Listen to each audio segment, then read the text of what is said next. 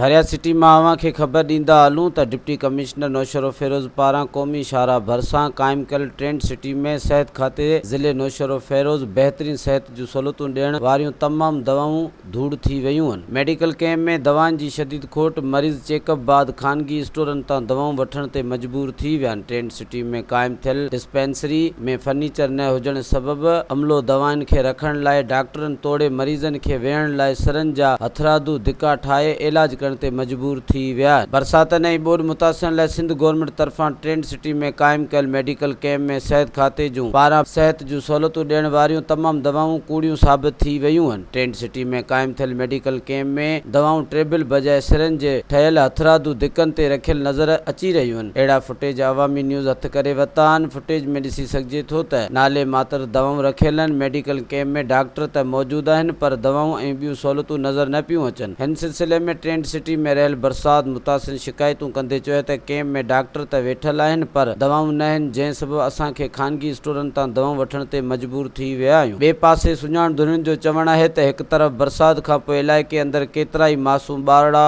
औरतूं ऐं मर्द गैस्ट्रो, मलेरिया, डायरिया ऐं डेंगी समेत ॿिनि बीमारियुनि में मरी विया आहिनि ऐं सवें इलाइक़े वासी बीमारियुनि जे बिस्तरे ते पियल आहिनि पर सिहत खातो नौशरो फेरोज़ सिर्फ़ खाना पूरी करे रहियो आहे। इन्हनि सिंध हुकूमत सिहत खाते जे वज़ीर DG हेल्थ ऐं ॿिनि वसारनि खां मुतालबो कंदे चयो है त सिहत खाते ज़िले नौशरो फेरोज़ जे कामरनि ख़िलाफ़ सख़्त क़ानूनी कार्रवाई करे अवाम खे सिहत जूं सहूलियतूं फ़राहम कयूं वञनि। मज़ीद ख़बरनि ऐं तफ़सीलात लाइ विज़िट कयो असांजी वेबसाइट www.awamiNewsHD.com ऐं ॾिसंदा रहो अवामी न्यूज़ HD।